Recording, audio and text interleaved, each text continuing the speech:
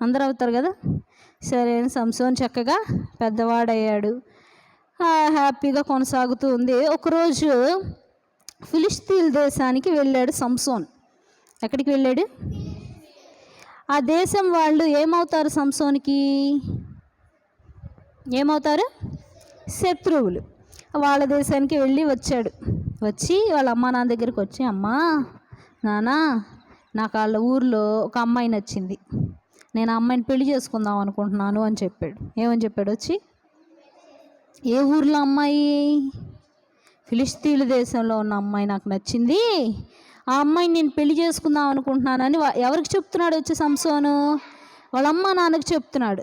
చెప్పగానే వాళ్ళ అమ్మ నాన్న అన్నారు, అదేంటి అంటే, మా వంశంలో ఎవరు లేరు అమ్మాయిలు, మీ అమ్మ వంశంలో ఎవరు లేరు అమ్మాయిలు, వెళ్ళి ఫిలిష్తీన్ల దేశంలోకి చూసుకొని తెచ్చుకున్నావు పిల్లని,